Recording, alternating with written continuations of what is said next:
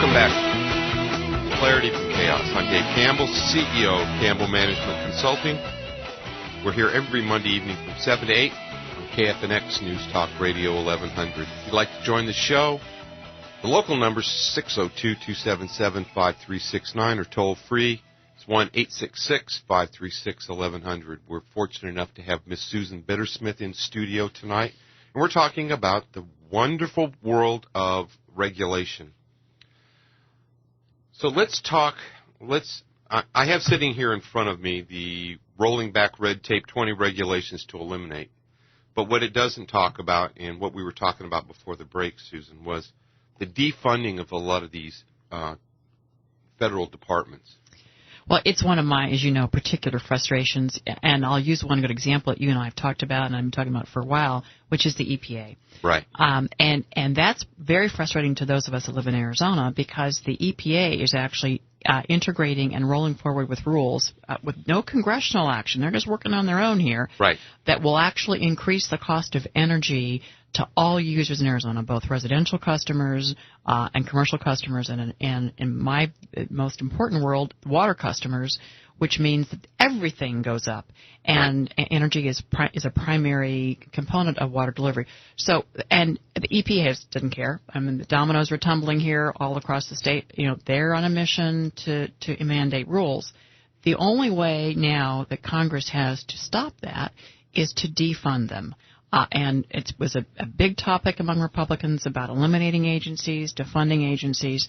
And as aggressive as Congressman Ryan's 2012 proposal is on making a lot of budget cuts, what I don't see there yet are these aggressive agency decreases or eliminations that would go a long way to sending the message that we are limiting and reducing the size of government. Yeah, I would say just the EPA alone is probably been it's basically destroyed or is on path to destroy the agricultural economy in California over some little newt or whatever in the hell it is. No question, yeah. All water related there too. Yeah, exactly. I mean, I went up through that whole area a couple of years ago, and mile after mile of dead orchards, and I couldn't figure out what was going on because I wasn't familiar with the issue. Couldn't figure it out. And I pulled over and at a gas station to get a soft drink, and I was talking to one of the individuals in the store there, and I said, something, and he went on to explain to me how the EPA had saved this little newt en route to destroying the lives in the farming communities of almost the entire Central Valley of California. Well, and that same concept is happening in Arizona. Thankfully, we've managed to handle that because we have endangered species, some of them which are not native to Arizona, that we're now required to protect with our tax dollars. We've managed to roll that into the cost of delivering water. We're involved in the multi-species conservation program. We're all paying for it, but at least it hasn't shut us down. Right. But it's ridiculous. There is the Yuma flycatcher and all kinds of little bugs and beetles who maybe are cute, but they aren't native to Arizona at all. And that's the same issue with this particular, that you call it a newt in California. It's not native to that area. It ended up being there, and now we're protecting it as an alleged native species. Yeah.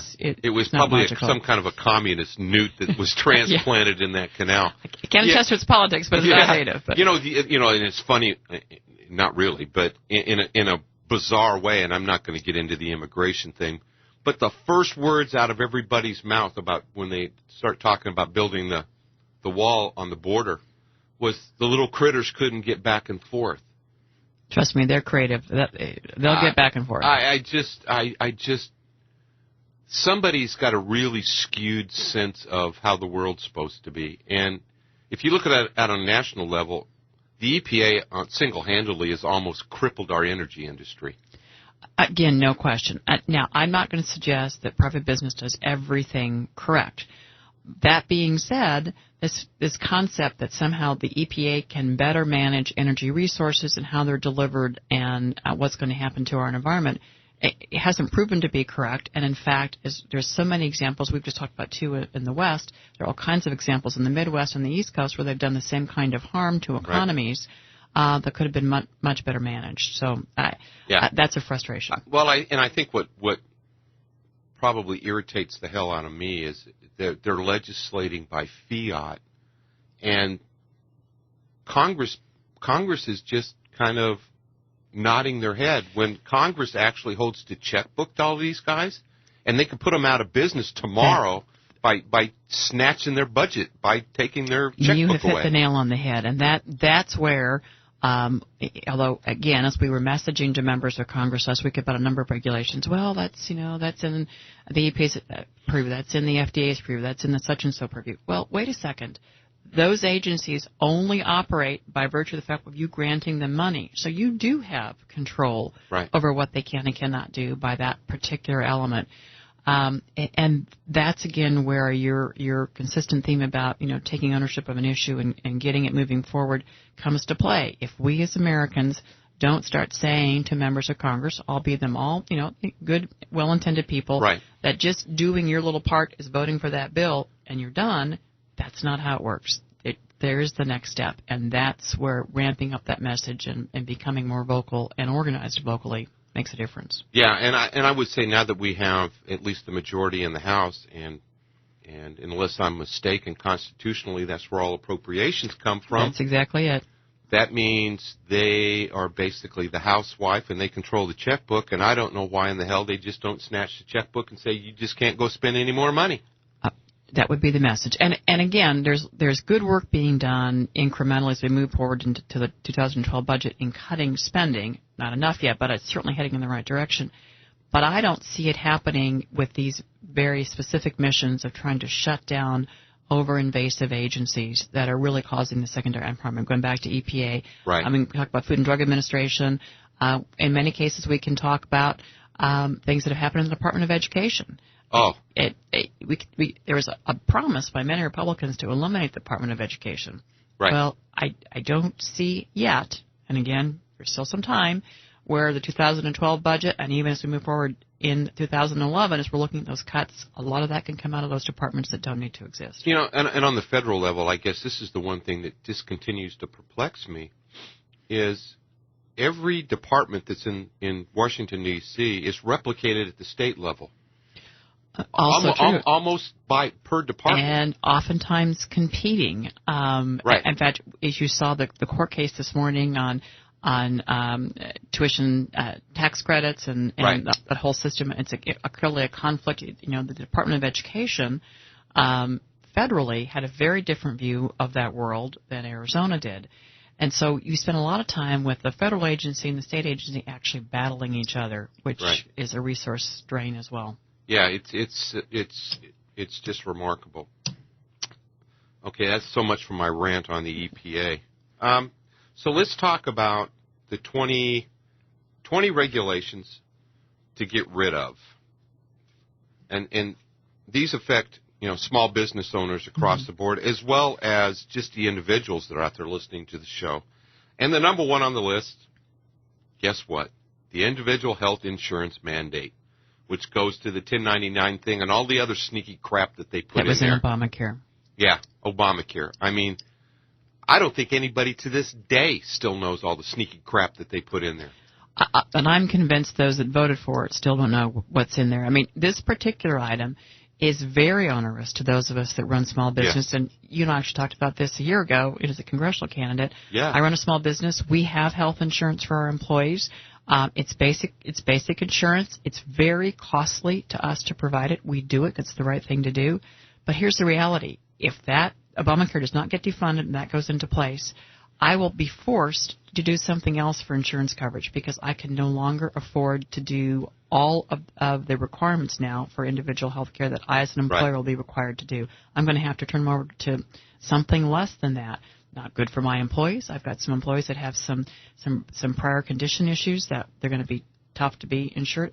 It's counterintuitive. It doesn't do what it was intended to do. It will actually disenfranchise my employees, not help them. Yep, right. So, I mean, that's the number one up on the hit parade is get rid of this. And still, I don't see, at least to this point, I don't see a lot of action from our newly elected freshmen or anybody else getting of doing anything with this. They still have a chance, so we've got to keep our pressure up here. We still have a chance, and everybody listening, if you're a Tea Party member or not, it's time to start calling people and raising hell. The number 2 one is the employer health insurance mandate, which, again, is back to... that combo as an employer-employee, what happens? Right. Yeah. The number 3 is insurer coverage mandates. This one I found a little interesting, and I don't think people really understand how onerous it is, and it's the debit card interchange fee. And that is an item that's heating up as we speak on the Hill. As you know, is the transactional cost for using credit cards. Right. And what that's doing to small businesses and to, quite frankly, to small bank. I mean, it plays on both the bank side and the small business side. Yep. And, interestingly enough, some of the financial institutions are already getting out of that game.